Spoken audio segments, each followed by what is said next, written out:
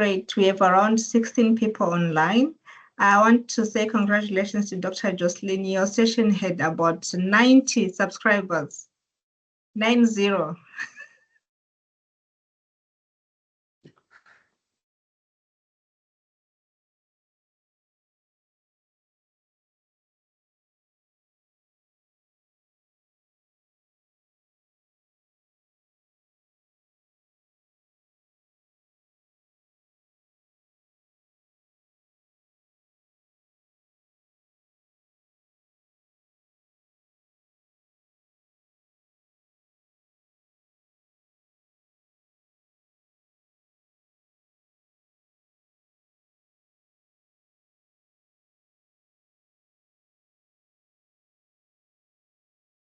Okay, so I'll introduce Dr. Josiline today.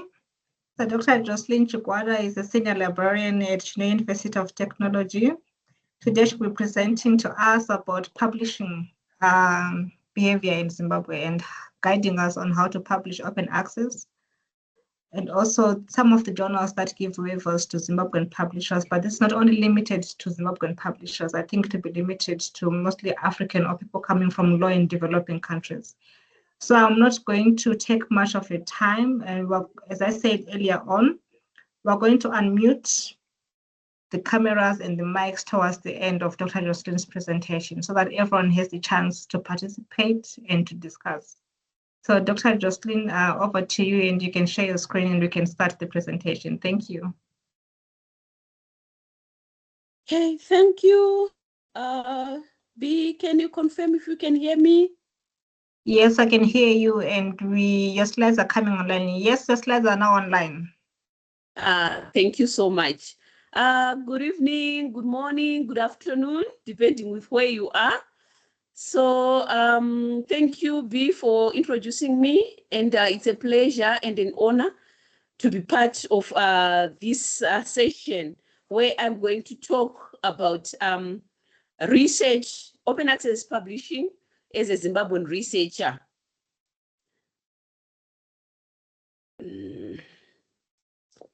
Right.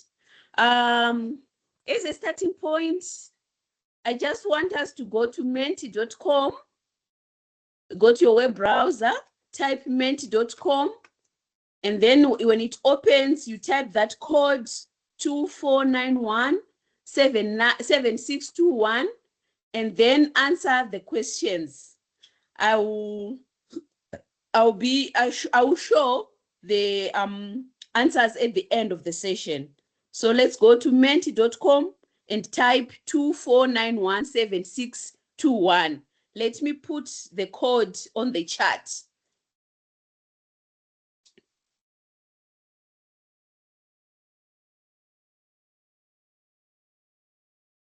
Allow me to briefly talk so that I can put the code on the chat so that we'll be able to answer the questions that are on menti.com.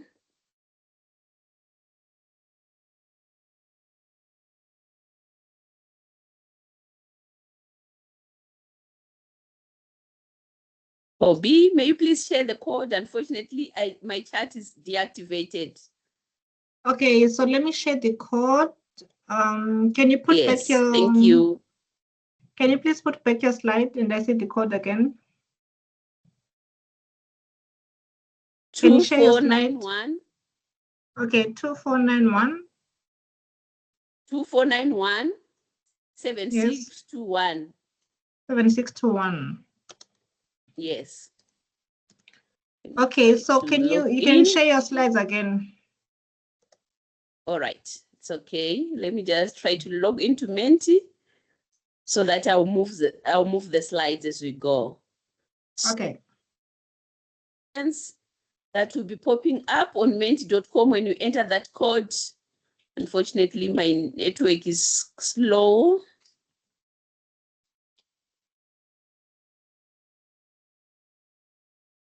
Or you can just answer the first one and then we'll do the exercise at the end because my network is slow and it's not opening the Menti site. So let's proceed. Yeah. You can just answer the first question. What are your expectations for this webinar?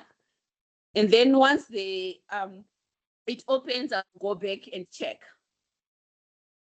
So our objectives for this session, we want to understand open access publishing and examine strategies to publish open access without paying article processing charges when you are publishing from a developing country or a low-income country, and then investigate predatory publishing, because a lot has been talked about in terms of publishing. Who determines that this is predatory? How do I know that it's predatory? All those issues, we want to investigate them in this session.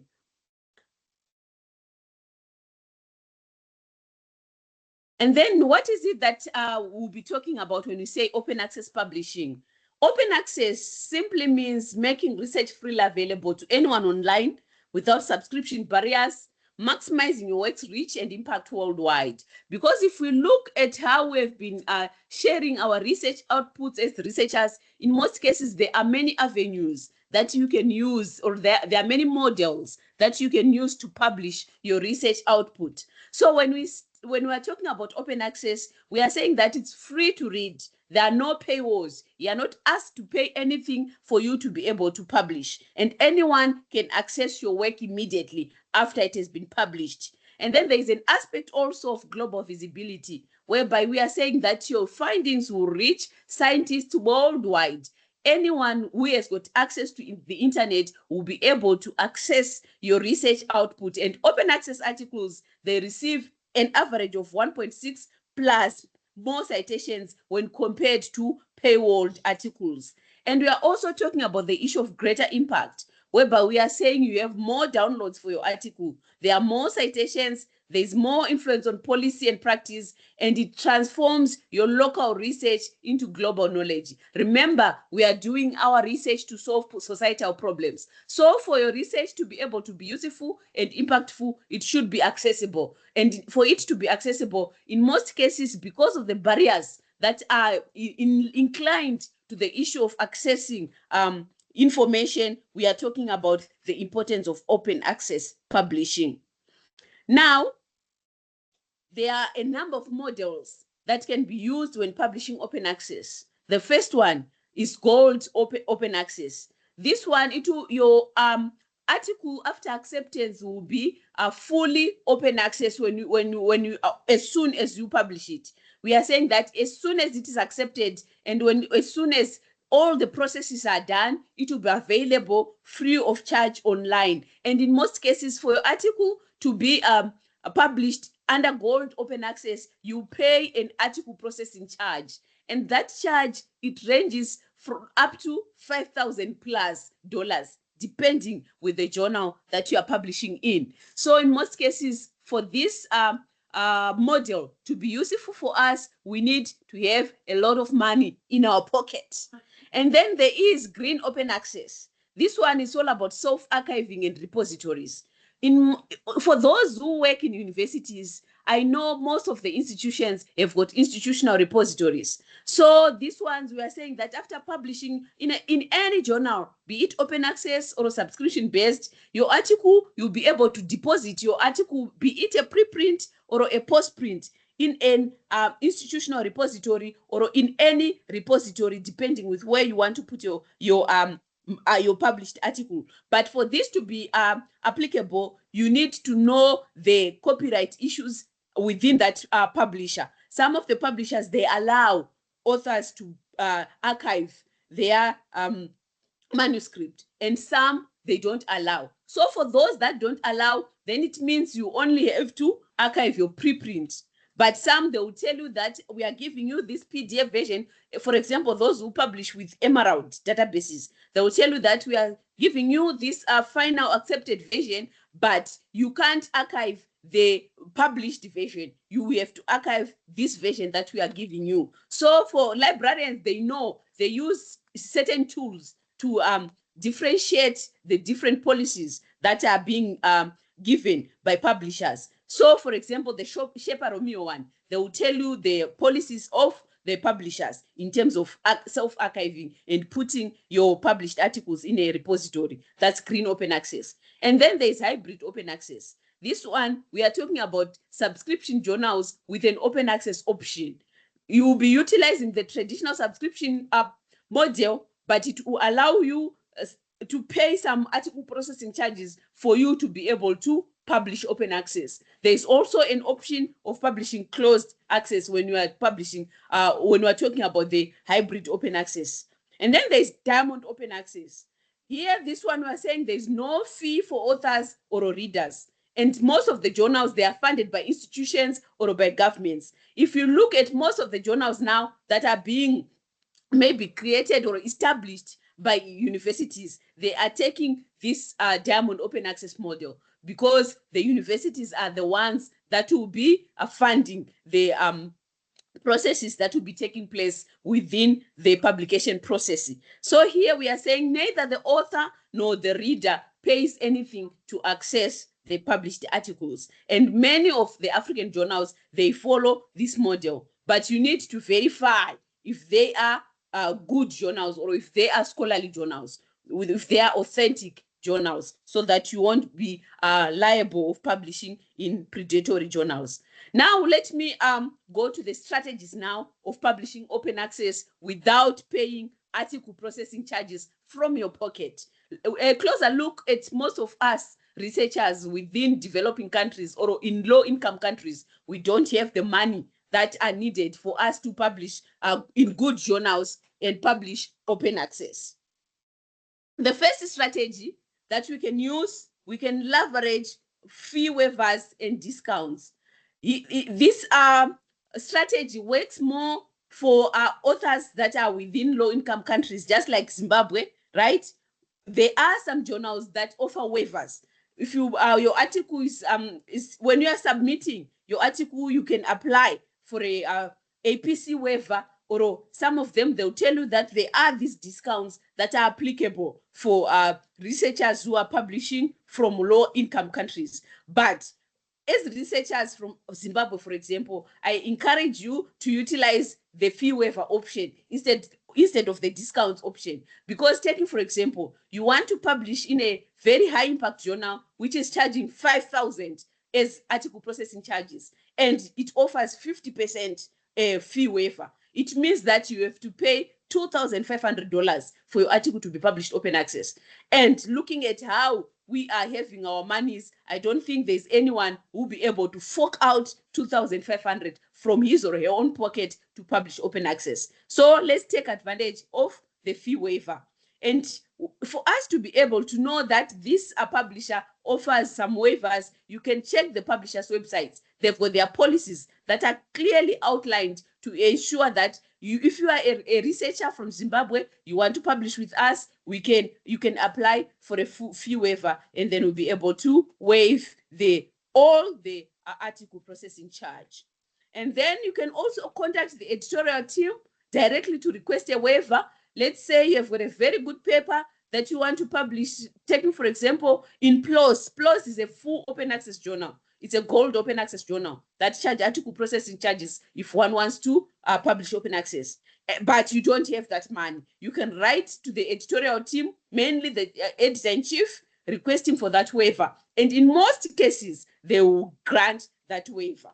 And then you can also consider free self-archiving. Remember, I talked about the issue of green open access, whereby you can publish in any journal and then put your preprint or your postprint within an institutional repository, looking at the publisher's policies to ensure that you won't go against their policy. So there's a list, taking, for example, there's the electronic information for libraries that work with most of the publishers to request for fee waivers for authors who are publishing from developing countries. And that if you click on that link, it will give you a list. You'll be able to download a list of the journals that offer fee waivers and discounts. You can also search by subject. You can search by amount. You can search by country. We are in Zimbabwe, taking, for example, you just type Zimbabwe, and then you'll be able to know all the journals that offer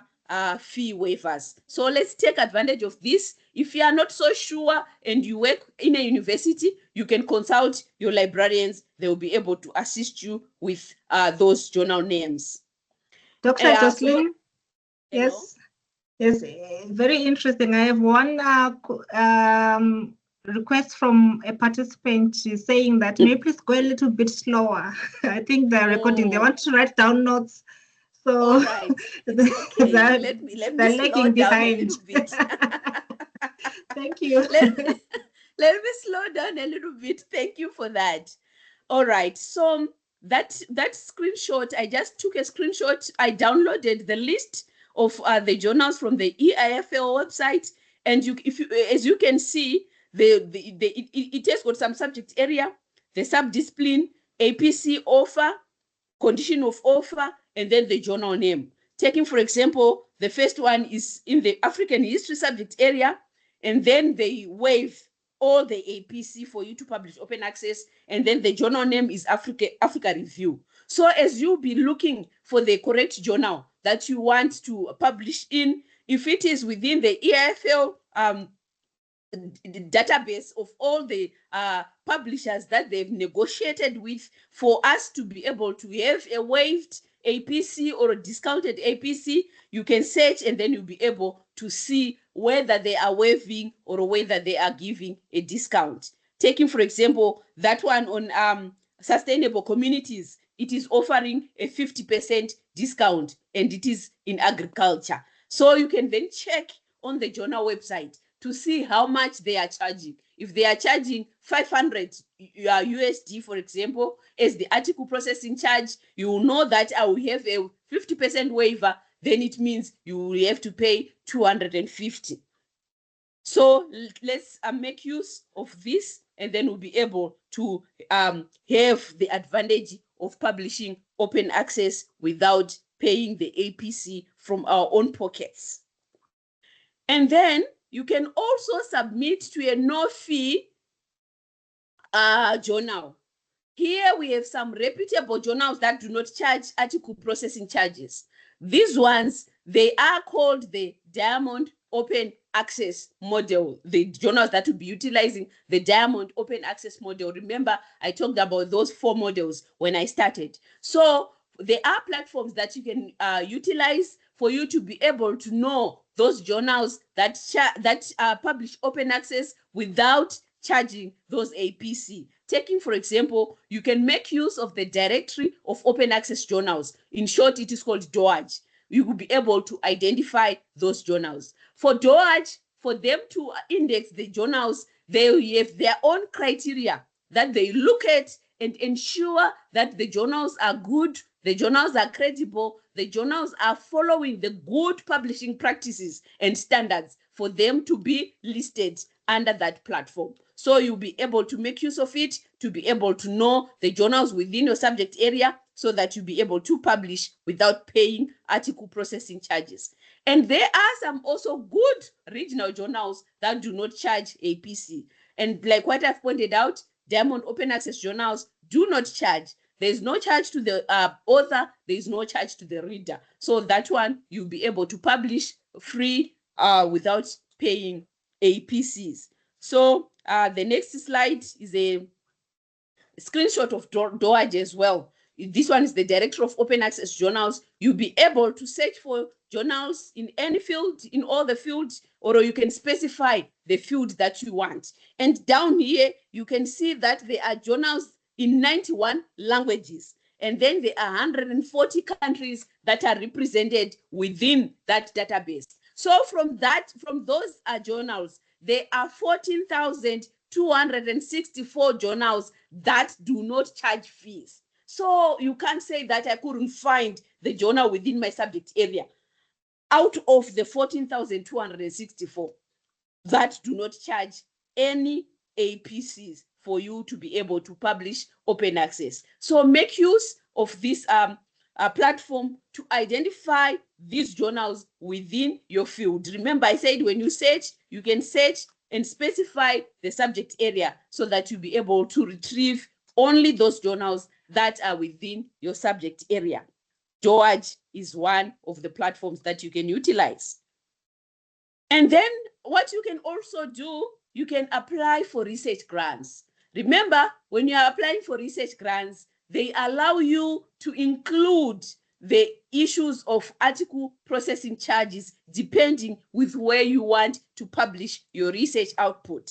So many research grants, they include publication funds. Taking, for example, if you apply the grants that are being called for by World Bank, by UNESCO, by TWAS, Bill and Melinda Gates Foundation, all those, they allow you to include article processing charges within your budget. So as you are applying for research grants, always put it at the back of your mind that when it comes now to disseminating my research outputs, I'll need to publish. And if you want to publish open access within the journals that charge article processing charges, ensure that you include the article processing charge within your research grant budget. And then there are also some institutions like Horizon Europe or NIH that allocate funds for open access publishing. They will tell you that within this grant, we encourage open access publishing. So include APCs within your budget. So that's another avenue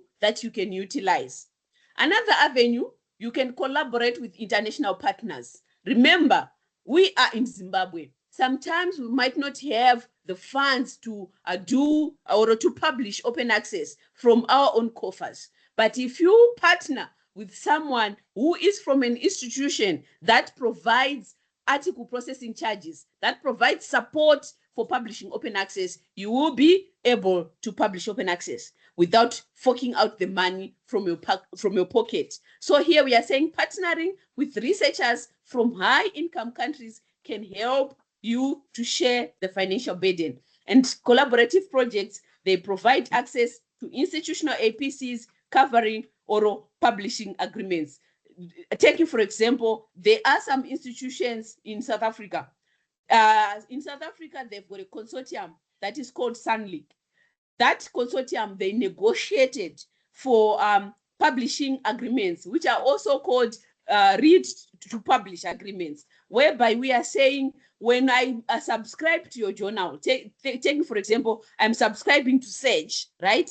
So it means that when my researchers want to publish within Sage, they shouldn't pay article processing charges when they want to publish open access, because I'm subscribing to Sage. So that subscription that I'm doing should now cover for the generation of new knowledge. So now, as a Zimbabwean researcher, if I collaborate with someone who is working within the institution that is taking advantage of those transformative agreements, I'll be able to publish open access without forking out the money from my pocket, because his or her institution will be covering the article processing charge.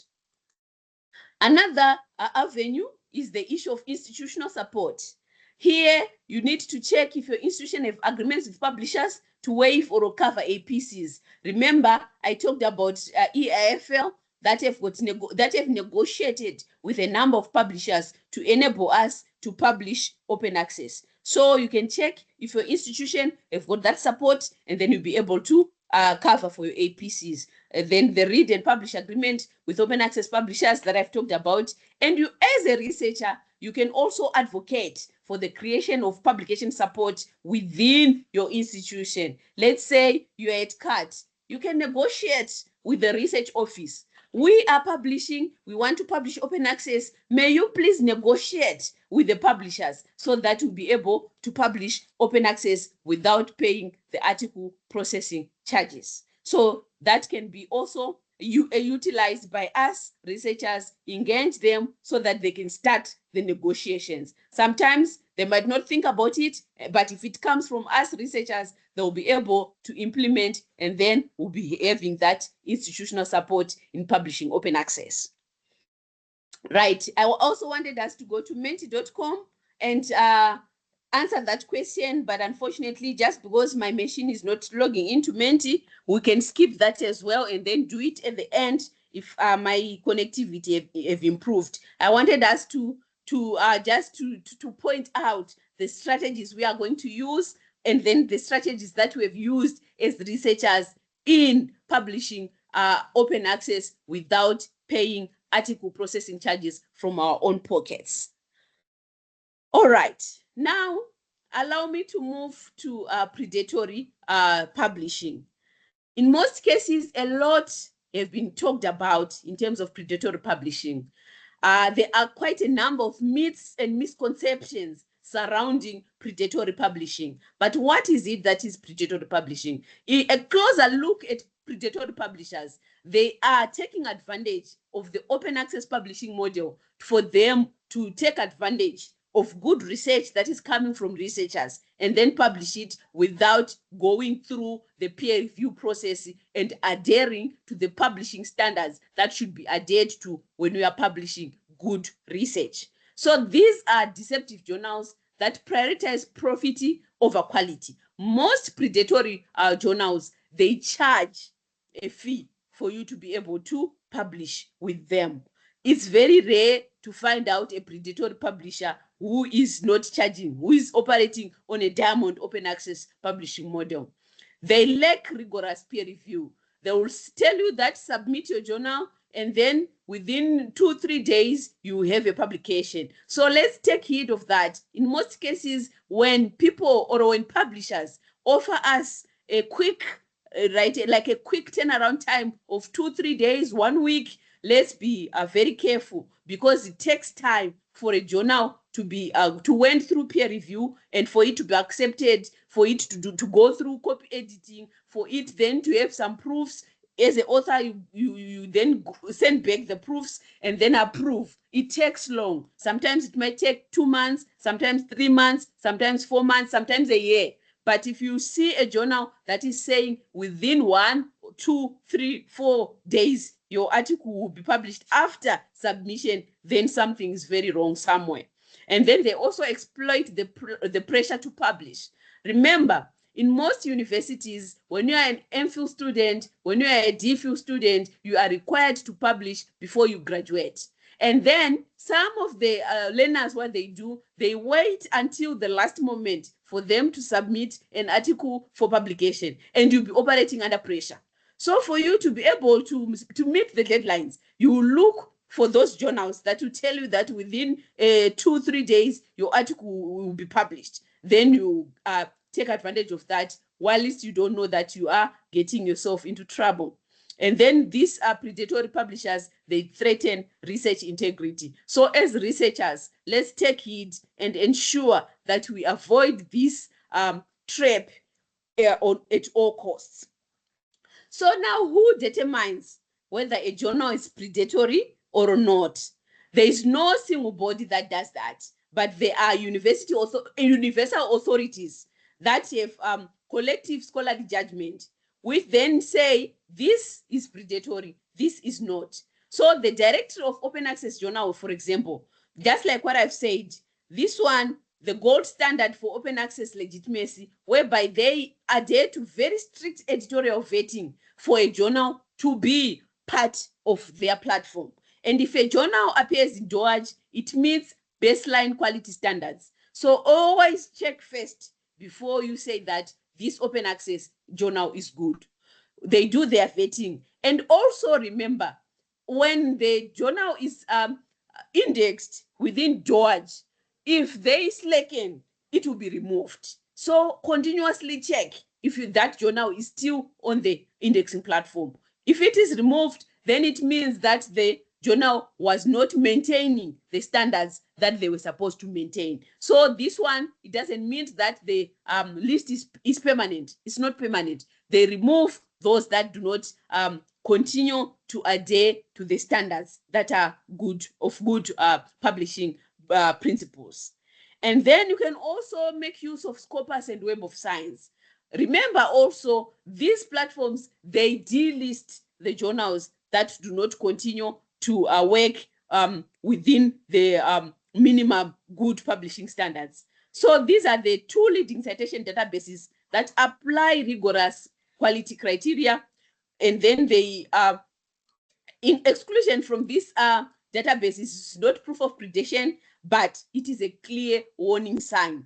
But remember, for the journals to be indexed in these platforms, they need at least to have been published for 2 years. So in the event that you see a new journal that is open access and is not charging fees, don't say shy away from those, because remember, journals start from somewhere, but you need to check if they are adhering to the minimum publishing standards so that you don't waste your energy. Remember, research is not just working, but it is hard work. You do your hard work, you go out into the field, you go maybe to the labs, you do some experiments, you collect some data. After that, after coming out with a very good paper, don't just put it in any journal, but make sure you choose a very good journal. And then there is the BIOS list of they call it probable predatory publishers. This one, they identify predatory publishers. So as long as the journal is there, please avoid it at all costs. Sometimes you might say, no, I don't agree with BIOS list. But when you see a journal that you were trying to target on that list, try by all means to avoid it. And then there is the Think, Check, Submit platform that you can utilize. This one is a multi-stakeholder initiative providing a free checklist to evaluate journals. So you need to think, and then you need to check whether it is good, and then you finally submit your manuscript. And then there is also the COP, which is called the Community on Publishing Ethics. This one, it sets global standards for ethical publishing.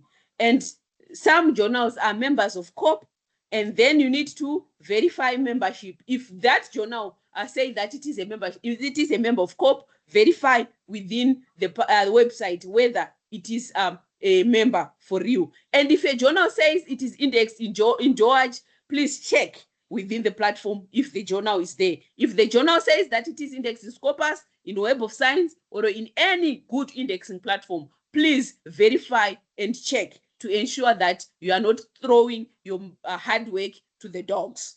And you can also utilize your library. Those who work in universities, for example, the librarians, they've got the scholarly communication section. Those people are knowledgeable about the publication ethics and how they can evaluate journals. Make use of them so that they can assist you to identify good journals. Go to them before submission. Don't go to them with your published manuscript, with your published article, and say that I've published this article. Is it a good journal or it's not? It won't help if you have published in a predatory journal. So make sure you consult them before you submit. That is, if you are not able to check for yourself whether it is on George, whether it is on Scopus, whether it is on Web of Science, especially if it is 2 years old. But if it is 1 year old, it might not be indexed in any of those platforms because there is a criteria that they use to check if the journal is good. But you can make use of the criteria to check whether that journal is good. Taking, for example, the editorial board members, the publication frequency, the APCs, whether it is clear that they are charging the APC. Some of them they hide. And then check some journals, especially Indian journals, they will tell you that it is indexed in Scopus. You go to Scopus, you check, you can't find it. Then definitely you know that something is very wrong with that journal. Now, there are various warning signs that you can take heed of when you are looking for a journal to publish your hard work. The first one, I've already talked about it, that very rapid acceptance. Send us your paper, it will be accepted in 1 or 2 days. Then something is very wrong. The editor-in-chief can't just accept the paper without sending it out for peer review. And then aggressive solicitation emails. They are very aggressive. They send emails and then don't get tired. They will tell you that submit your manuscript. Do you have a work that is now ready for submission? Please submit to this email. Most of them, they will give you an email. They don't have a platform whereby they submit their manuscripts. They will tell you that submit to this email and within 2 days would have accepted your paper or would have published your paper. And then there are some also that give fake impact factors. There are some researchers that are very much concerned about impact factor for them to publish their journals. So take heed of the impact factors and verify whether it is correct. And then there are some journals which have very poor website quality. In some cases, when you open the website, you will see a lot of adverts within that website. Then something is wrong somewhere. A good journal won't have a lot of adverts within it. And then when you look at some of them, they are very colorful, especially Indian journals. Some of them, they are very colorful. You find green, red, blue, a Christmas tree on a website of a journal. Then you should take heed of that. And then some of them, they publish open access, but they don't show their APCs on their websites. It's hidden. They only tell you after they've accepted your paper that you need to pay 500 for your paper to be published. Then you should get worried about such journals. And then some of them, they false indexing claims. I've talked about this. They'll tell you that we are indexed on journal, on DOAJ, we are indexed on Scopus, we are indexed on Web of Science, while they are not. And then there's unclear peer review process. They don't even talk about peer review within their website. And then there are some suspicious editorial boards. You know what they do? Some of the journals that are predatory, they use the names of the people, the real people, that with that the names of the real people, but in essence, those people won't be part of the editorial board. Some of them might be surprised to see their names inside journals. So sometimes you might find an editorial board that is very, very suspicious. You should take it, and then at the back of your mind, you should know that this is a predatory journal. And then some of them, they've got very broad or vague journal scope. They will tell you that we are an interdisciplinary journal. We publish in science, we publish in mathematics, we publish in the humanities, we publish in social sciences. Something will be very wrong with that kind of journal. And then in some of them, they will have grammar and spelling errors. As you are opening the website, you see a lot of errors. Then it means there is no quality control within that journal. And what some of them they do, they steal names from reputable journals. Just for example, you know, when the Chinese used to create to produce imitations of good brands. Let's say it's a Nike. When it is a Chinese Nike, it might have an N, maybe an I is missing, and then a K and an E. If you don't look closely, you won't be able to notice that this is not Nike. So some of the journals, they also do that. They will steal names from the reputable journals and leave one or two words from the title so that you will be confused and think that is a reputable journal, while it is not. We should also take note of that. So here there is a pre-submission verification checklist, 8 steps that we should take for us to be satisfied that we are submitting our manuscript not in a predatory journal. It can take around 15 minutes, and this will save your career, and you should do all this before you submit to any journal, especially early career researchers. Now predatory publishers, they target early career researchers, and then they will know that if I send this to so and so, this one is well published, I won't be able to convince him or her because he or the publication standards and principles. So one, verify with DOAJ. Visit doaj.org and search the exact title. If it is not listed there, then proceed with extreme caution. Remember, you can check when the journal started publishing. If it is not 2 years old, then you can give it a benefit of doubt and proceed with caution. But if it is 5 years, if it is 6, 7, 8 years, then if it is not on DOAJ, please don't. And then you can also utilize Scopus or Web of Science. You check on scopus.com or on mjl.clarivate. I'll give you the web addresses at the end so that you know the Scopus, it provides all the journals that are indexed within Scopus, and on Web of Science, it provides a master list of all the journals that are indexed within Web of Science. And then you can also use Think, Check, Submit. This one is a free guided checklist endorsed by major publishers globally to check whether, if you are satisfied after all those 3, then you can go ahead and submit your journal. Also check the base list. If that journal or if that publisher is on the base list, then please don't, because there are some predatory tendencies within that journal. That's why it will be listed there. And then you need to verify the editorial board. You can just Google 3 or 5 editors and see if they are real or if they list the journal on their own profiles. Because sometimes they might just take the name, right? They take the name and then the institution as well, but if the editors do not list that they are editorial board members of that journal within their profiles, then something is wrong somewhere. And also read the published articles within that journal. If you just read 1 or 2 papers, if you are happy with the content, and then if you see that it is well formatted, it is properly referenced, it looks credible, then you can go ahead and submit your manuscript. And also check the contact details of the journal. If you look at it, in most cases, the editor-in-chief will be using their institutional email addresses. Be very, very worried if you see a Gmail or a Yahoo email account of the editorial board members, because good publishing practice will say use your institutional email. And then also the issue of APC transparency. Do they state that this open access journal, you need to pay this amount before submission, or the fees are hidden and they only are reviewed after your manuscript has been accepted? So that one is a very major red flag. So as a researcher, never submit from unsolicited emails. Most of them, they'll be looking for people or researchers to pray so that they'll be able to get manuscripts, get the money, and then publish. So always complete all these 8 checks, regardless of how the email, the prestigious the email sounds, because they choose very good words to motivate you or to lure you to submit your hard work to them. And at the end, it will ruin your career. Now, what if my paper have landed in a predatory journal? What should I do?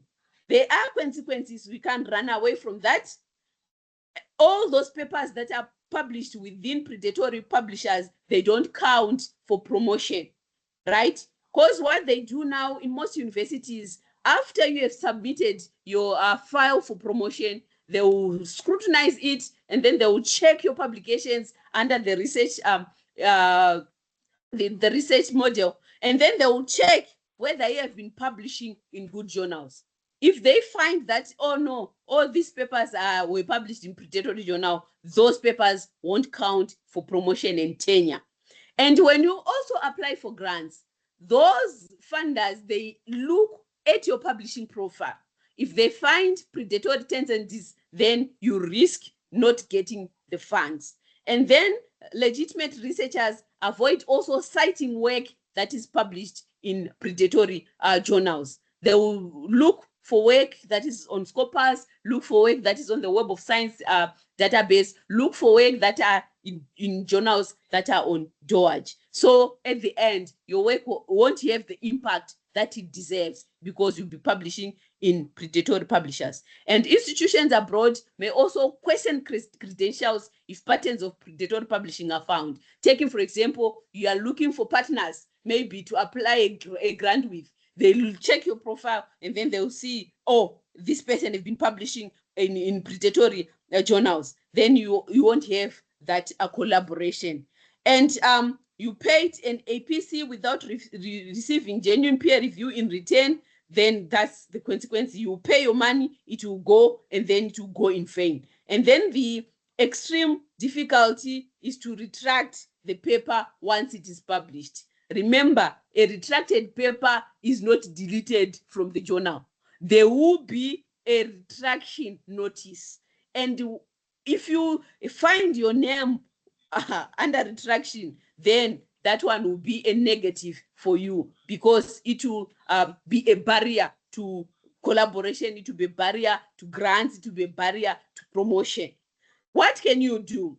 One, you don't need to panic. Sometimes early career researchers fall into this trap of predatory publishing without knowing. So once that you have done, you need to know that this is a done deal. I've done it. I can't undo it, but you can take some steps for you to be able to clear your name. What you can do, you can request to retract your paper from the journal. Here, write an email politely requesting the withdrawal of your paper, right? And then you keep all the correspondence that you have done so that it clears your name, right? But in most cases, especially for Indian journals, they might not respond after you have written to them requesting for retraction. And then you can also contact your institution. Let's say you are at NAST, write to them. I have published in this journal. I didn't know that it is a predatory journal. Please, what can I do? They will guide you on what to do. And you can also, after retracting your paper, after they've withdrawn it, you can now republish in a legitimate journal so that you have a publication that counts to your name. And then you need to disclose. Don't hide it. In terms of grant application, in terms of promotion, they might find it, right? Sometimes it's good to leave it out on your CV, but some grant funders, what they do, they will go to your profile. Remember, there's Google Scholar, there's the Web of Science profile, there are Scopus profiles, and Google Scholar indexes almost everything, even papers that have been published in predatory journals. Google Scholar indexes. So they might go to your index, to your Google Scholar profile, and then they find that there are some papers that are not part of your CV. Be honest when you're asked about it. Tell them, when I was an early career researcher, I didn't know much about publishing. I've submitted my manuscript in a predatory journal. That's why I've left it out. They will understand.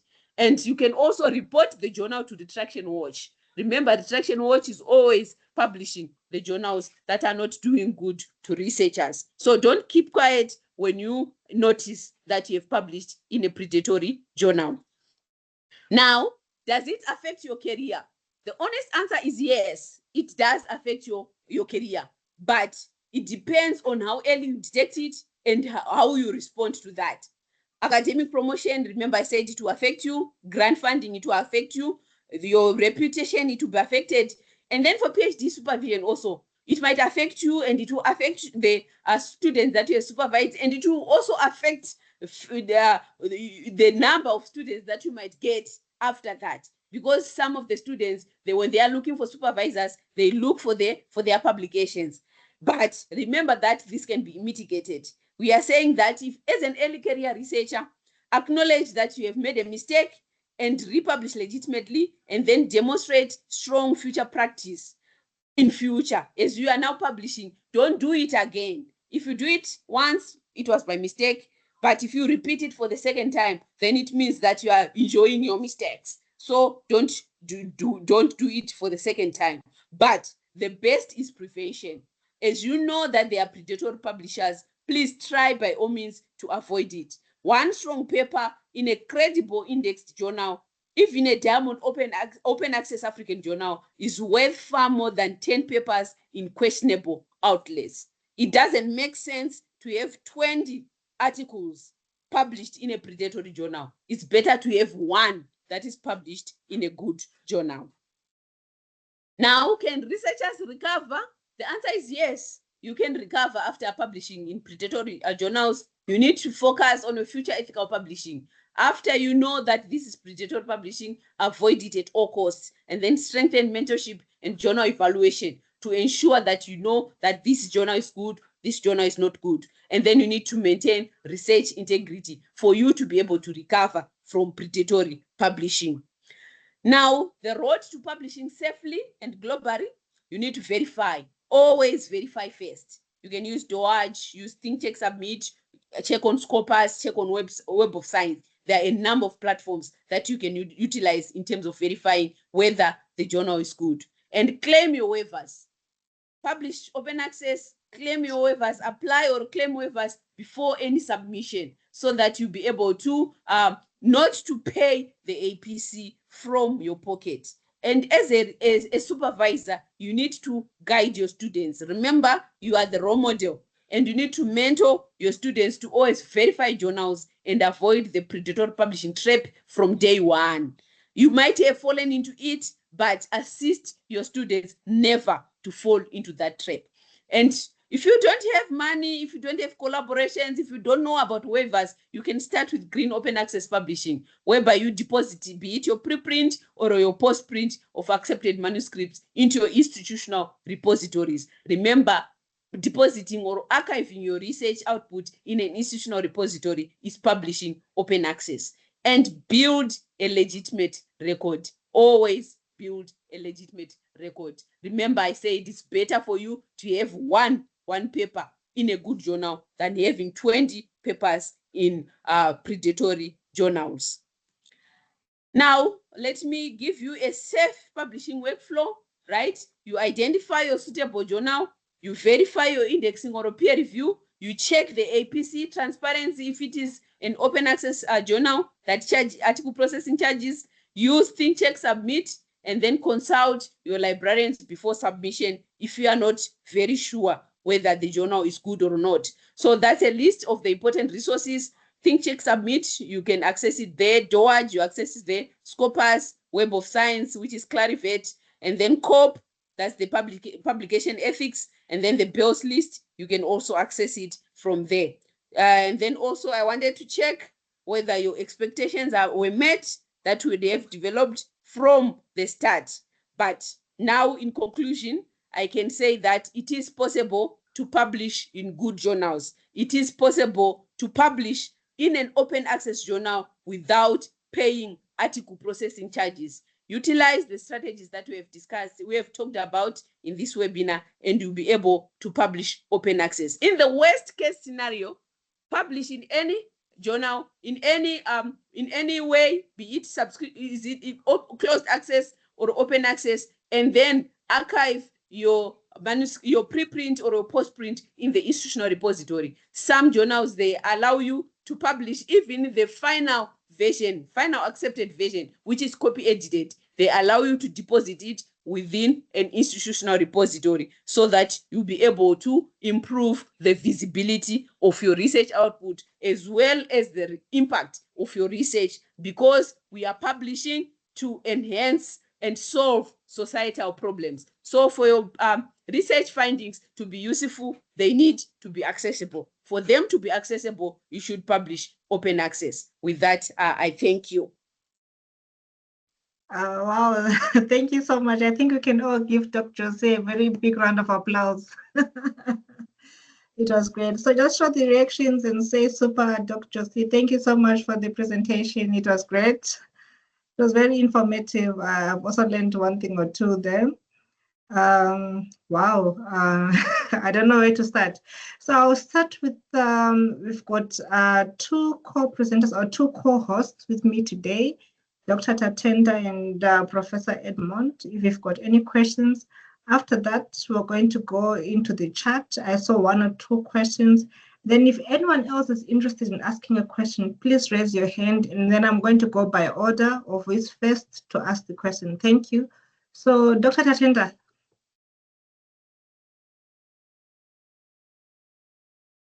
You're muted if you're speaking, Dr. Tatenda. Sinemba. Hi, I'm Dr. Tatenda in standing today. Prof, yes. Yes, thank you so much, Dr. Chigwada. That was an amazing talk, and I'm sure we have learned a lot from this conversation. Fun fact, my first publication was in a predatory journal. I was at NAST, so I saw one professor published in that journal, and I thought, oh, that's a good journal. Then I published there. A few years later, that's when I discovered it was a predatory journal, after reading from Retraction Watch that you mentioned and noticing it was listed on bills. So it had an impact in my career, for real. So now I removed it from my CV, and I no longer mention it except as an anecdote of the dangers of publishing in a predatory journal. So thank you so much for that. In that same spirit, as Zimbabwe Research Network, we are trying to promote that culture of publishing in outlets that are reputable, in outlets that actually lift up our reputation as an organization that supports publishing in these reputable platforms. So what we have done, Brunette is going to post a link. So whenever you publish your article, we want to celebrate you, we want to give you your flowers, we want to highlight your work. So we'll be asking you to just post your article whenever you publish your work in that particular link, and it will be shared across our platforms, increasing the visibility of your work as well as celebrating you. I'm sure Dr. Tatenda is back, I can hand over to her.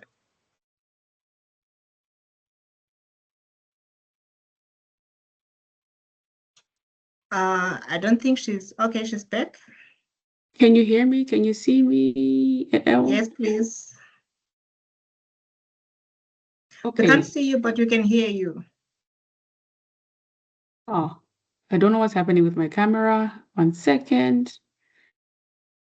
Any luck yet? No. That's very weird.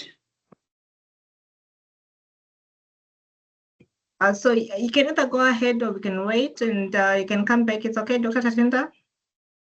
Yes, I think I solved it, no? Maybe not. No, not yet. Okay, I'll fix it. You can go to the next person. Okay, so I don't know if Professor Edmond, you wanted to finish or we go to the next person. Oh, we can go to the next person. Okay, so the first person to ask a question is Jen Legacy. If you accept as Jen Legacy, please unmute. Thank you. For sure. Thank you. Good evening, everybody. Evening. Fine. I first want to appreciate the presentation by Dr. Chigwada, Josiline. Thank you so much for your good presentation, and it was very rich. I gained a lot. And it's unfortunate some of the questions that I have jotted down, you have already responded to them, but I still want to verify with 1 or 2 things. So let me come to what I want to know, directed to Dr. Josiline. You have answered this one, which I also wanted to ask, like to say, maybe I would discover that it is a predatory journal after I have published. Can I change? You have answered that one. I also have noted that, I also noted a question which I wanted to know, like, is it that all, sorry. Okay, you have talked about, like to say, these journals, they're gonna give you emails and then you are to send your manuscript to those through those emails. Then maybe they are open platform, if I'm not mistaken, the term you used. So is it that all those that offer us emails to send are bad or are predatory? Maybe I missed your response on that one. That is what I was also wanting to know, because I currently I even submitted a manuscript which I've been sending through an email. Then they edited it or somehow corrected it according to the standard they require as a journal. Later, they said, okay, fine, it now aligns with us or with our journal. We are now queuing or putting it on a queue for the reviewer. Not yet, of course, it's not yet back now. Fine. Anyway, also the other aspect was, what if I collaborated somebody? Maybe I collaborated you, and then you have sent the manuscript to a predatory journal. So does that also mean to say I'm now also in that bad class in my future endeavors? Then also, I wanted to know about publishing the legitimate. Okay, then the last question is like, what if I publish with a legitimate journal today? Then maybe tomorrow anything happened, then that journal is no longer legitimate. How will that case happen or treat my previous relationship with them, since I would have published with them? Thank you for the space. These are my question and contribution. Still, I thank you for this platform and your presentation. Thank you. Dr. Josie, you can answer. Okay, you can assist me with the questions, because there were a lot. I managed to, let me start with the last one. Right. Thank you for the questions. Once you publish, while it is still legitimate, then it means that article is still good. Taking for example, when you are publishing with a journal that is indexed under Scopus, they tell you that we delist it in 2022. So if your publication is a 2021, then it's still good because you published within that journal when it was still in good standing. So it won't be regarded as predatory. That's one question. What is the other question? Sorry. So the other question was asking that, does it mean that if the journal is contacting you through email and just sending your manuscript through email, it is a predatory journal? Okay, thank you for that. It doesn't mean that all the journals that solicit for manuscripts are predatory journals. There are predatory tendencies that journals use. Those ones I've pointed them out. There are some very good journals that solicit for manuscripts, but some of them, they are very aggressive in the way that they write their emails. You need to take heed of that. When you see an email, right, check on DOAJ, check on Scopus, check on Web of Science, whether that journal is there. And don't just use the title. Remember, I said there are some journals that steal names from good journals. Use the title and use the ISSN to check whether that journal is indexed within those platforms. So it doesn't mean that all those that send email as soliciting for articles are bad journals. No. And then I remember another question. You asked, let's say I've collaborated with someone and that someone is the corresponding author who submitted the manuscript to a predatory publisher. Yes, it means all of you have published in a predatory journal. Why? Because when you submit to a journal, there is a portion that you tick that we have all agreed to send our manuscript to this journal. So when you so it's a wake-up call to us. We should know where our manuscripts are going to be published. Don't leave that to the corresponding author. Agree, whether you are 10 authors in that manuscript, all of you agree that we are going to publish within this journal. What was the other question, B? I think those were the three main questions, because you said the other questions, you already answered them during the presentation. All right, thank you so much. Okay, so thank you. So next we're going to know Chibira. After know Chibira, we'll go to the chat, the questions in the chat. And then after the chat, we come to Lista. So thank you. Jen Legacy, may you please put your hand down if it's okay, if you don't have any more questions. So no, you can unmute yourself. Thank you. Yeah, thank you. Thank you so much, Brunette. I also want to thank Dr. Chigwada and Professor Sanganyado for the presentations and the answering the question. My question is a little bit different. I'm taking from the point of view whereby you are asked to be a reviewer. And later on, you find out that maybe what I'm being asked to review will end up in a predatory journal, looking at the signs that you are saying. I'm saying this from a background whereby last year, I was asked to do a review of 3 papers that were presented at a conference in India. While at the same time, they were also asking or soliciting for papers to be published as book chapters after the conference. But the marketing drive, which was behind, and all the other signs that have been mentioned of predatory publishing, they were visible. So eventually, although I did the review, but I declined submitting my article. So my question is, if you have participated as a reviewer to an article that will eventually, or if you have participated in the process of predatory publishing, not as an author, but as a reviewer, are there any negative implications there? Okay, thank you for the question, Noel. Remember, predatory publishing is predatory publishing. Whether you are contributing as an author, whether you are contributing as a reviewer, or you are contributing as a publisher. If it is predatory, it's predatory. So once you see that this one is a predatory publisher, there's no harm with you declining to peer review anything that comes along your way. Because even if you say that I've reviewed for these journals, that won't be considered because you've been reviewing for a predatory journal. So it's good to run away with your hard work, with your time, if it is for a predatory journal. No, you're Thank happy? you. Okay, so I'm going to go to the chat and then I look at the questions and then I come back to Lista. Then after Lista, I would come back to Dr. Tatenda Zinyemba.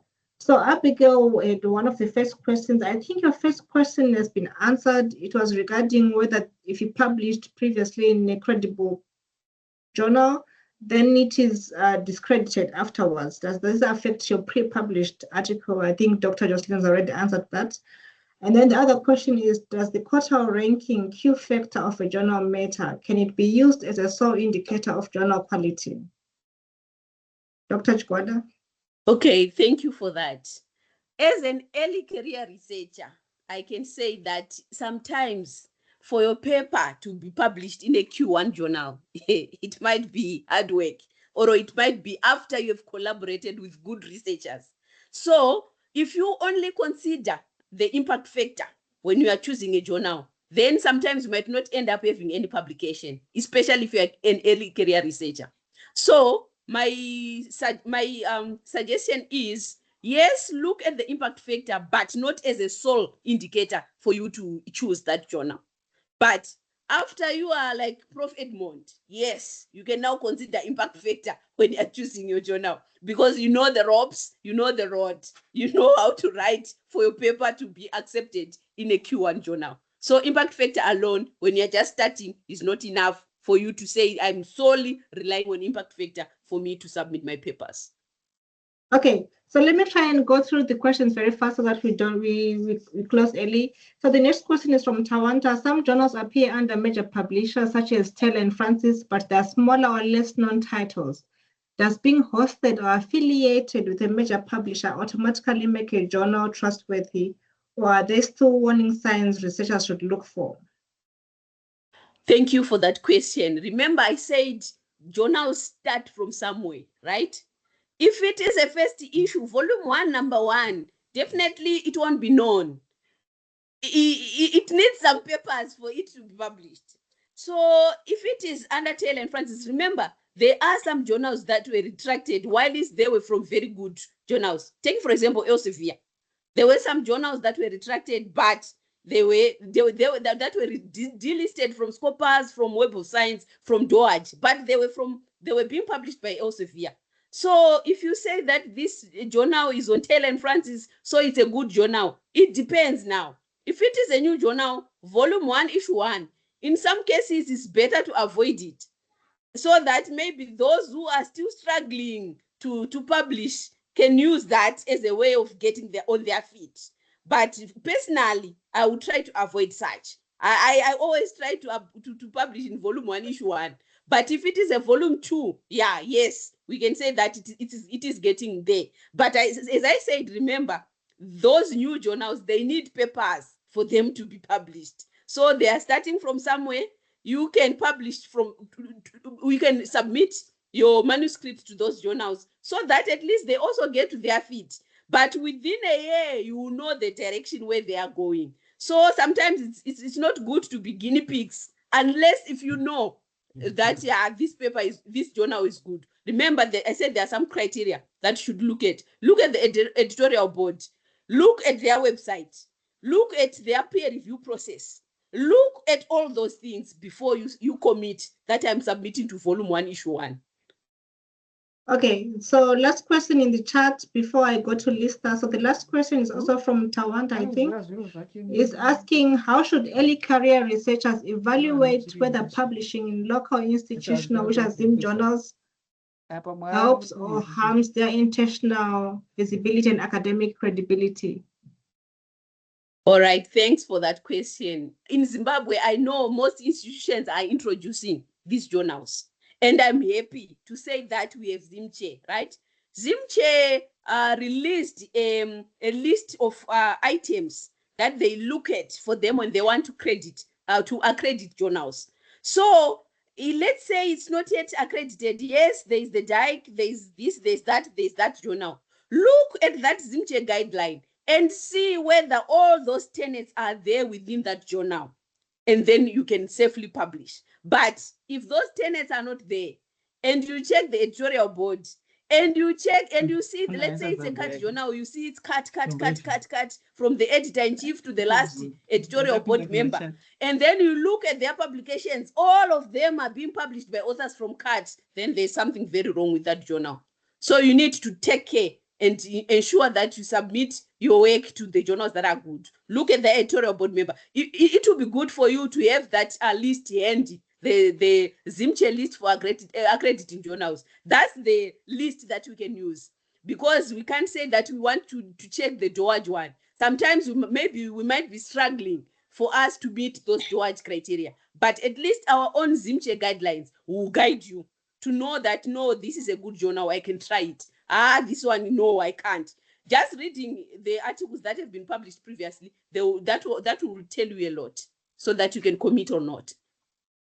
Okay, thanks, Dr. Josie. The next question is from Lista. Lista, may you please unmute and then give a short question, and then Dr. Josie give a short answer before we go to Dr. Tender.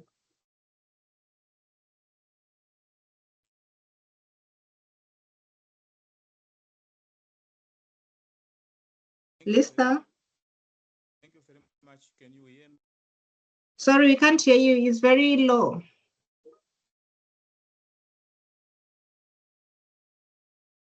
Hello. Can you hear me now?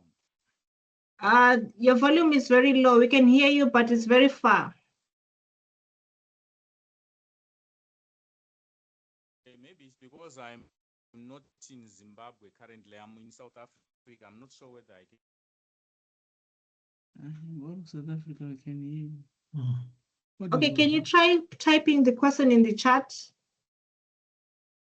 Okay, let me type the question in the chat. Maybe it might be a problem. Yes, because we can't really hear you. So sorry about that. May you please put the question in the chat and then I can read it out. Okay, thank you. Everyone with an open mic, may you please mute yourself. The next question is coming from, I think Dr. Tatenda has got something to present. While we're waiting for Lisa to put his question in the chat, Dr. Tatenda, you can go ahead and present. Thank you. Can you hear me? Yes, we can. Yes. Thank you so much, Doc. Thank you, Burnett, for facilitating this wonderful platform. Dr. Josiline, thank you so much for this presentation. We've learned a lot from this presentation. We may need a part 2 and a part 3, because I don't think we have exhausted all of the information we can get from you. I think this speaks to the breadth of knowledge within our network and the level of expertise, how wide it is, because we have so many people who know so much, but if we don't see your faces and you don't present, we won't know who's who and who can teach us what. I appreciate how you have honed in on the predatory journal aspect. And I have the inclination from the questions that as researchers, we may not know the level of autonomy we have, that you can actually say no. And I think for me, one thing I can share from experience is that when I was a PhD student and I'm getting emails and people are already calling me doctor before I'm a student, it's very exciting. So that's how they entice you sometimes.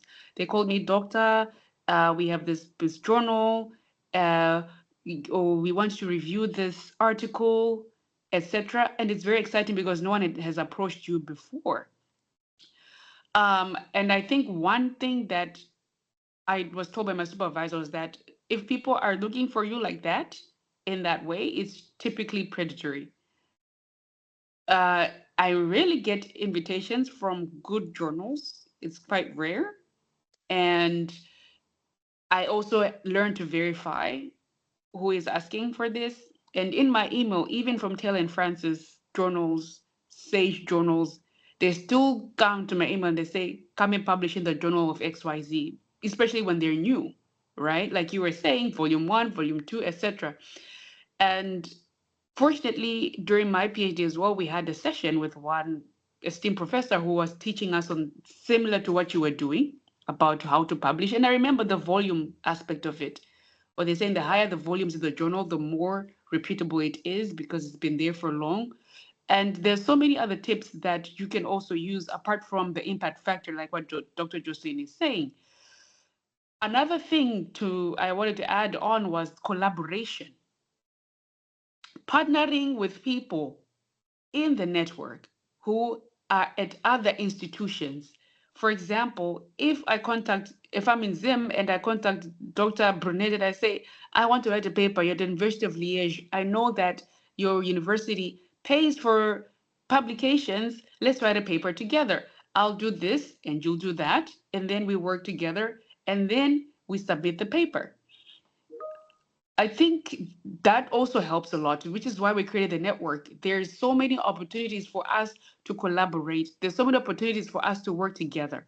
So I would advise, especially early career researchers like myself, to look within the network and see who you can partner with. There's no harm in writing a WhatsApp in the WhatsApp group. I want to write a paper on XYZ and I'm looking for collaborators. People are always happy to collaborate. People are always happy to work with you. So I would suggest that if it's possible, one, you collaborate and learn from people who have experience with publishing, because that's how some of us learned, is that we were mentored by people who know how to publish, and that's how we got some of our first publications. You cannot do it alone. I feel like sometimes you are sometimes you feel like you're left to hang dry by yourself and you have nowhere to go. This network is here for you. If you feel alone and you don't have any guidance, you ask questions, you ask for collaboration, even for guidance on where to publish, how to publish. I have a paper that talks about XYZ. Any recommendations about good journals to submit my paper? A lot of people will come to you and will ask, they can tell you where to publish. Another thing is look at the papers in the journal you want to publish. Look at, like, I also target journals by looking at the papers. Are they similar to what I write?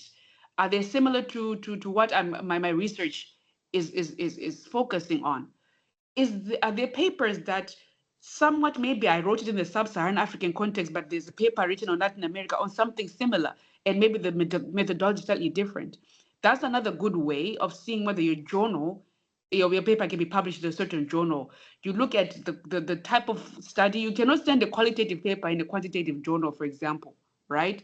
So you have to kind of see the pattern and the types of papers so that you don't waste time in sending your papers in journals that will definitely not accept your paper. So those are things I just wanted to also add on, Doc. I'm sure we'll need another series on this, but this was just I just want to encourage our members to think about collaboration and to be careful about, and also know that they have autonomy in terms of saying no when they're approached by anyone. Okay, thank you so much, Dr. Tashinda. Are you still presenting, or is Prof. Edmond is presenting? I think I don't have the capability of sharing the doc. I'm happy to talk about it because I had to switch to my phone. My camera was not cooperating, and I need to raise my. Professor Edmond, can you put this document on the screen, or I put it? Yeah, you can put it. That's the link that I shared. Okay, I put It's the in the link chat. in the chat. Right, so let me see if I can.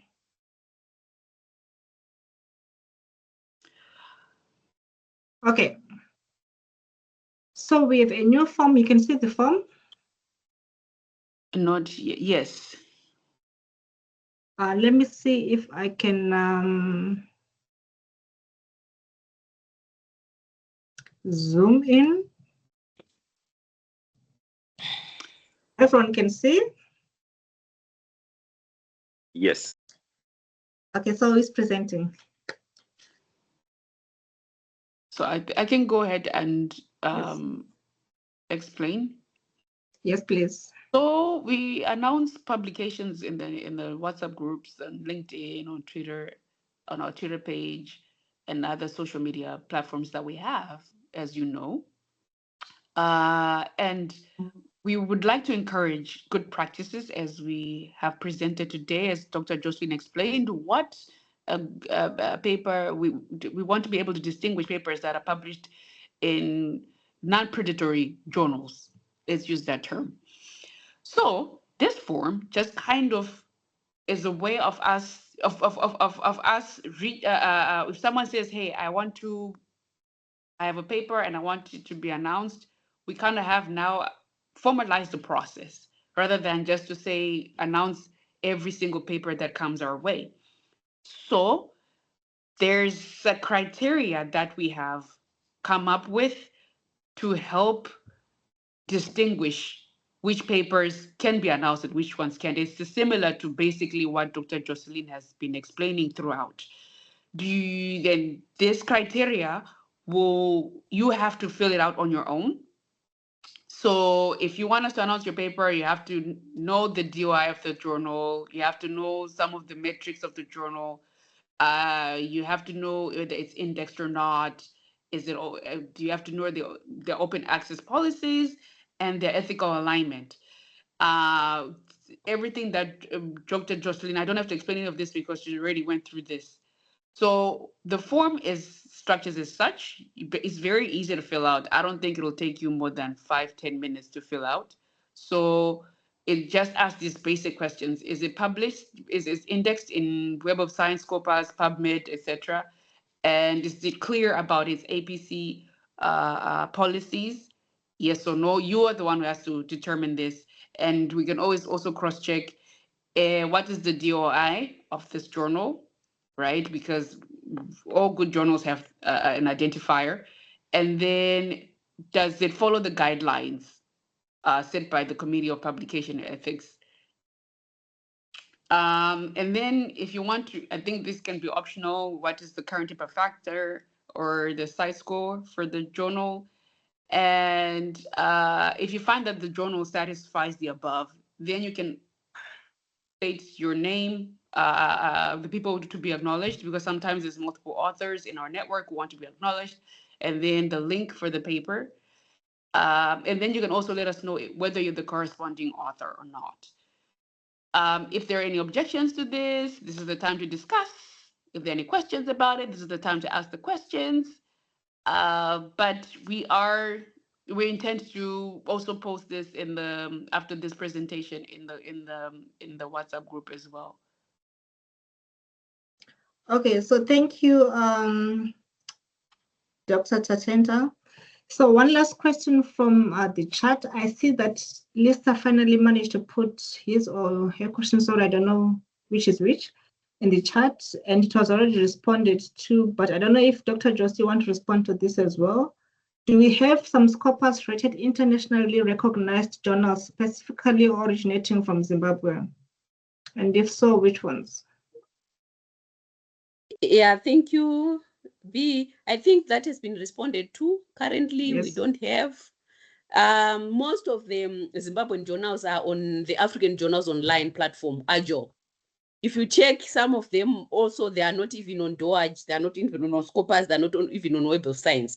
Now, what ZimChe have done is encouraging good publishing practices, so that if we start by being accredited by ZimChe, then it means we will maintain those standards, and then we'll be able to apply for DOAJ indexing, we'll be able to apply for Scopus, we'll be able to apply for Web of Science.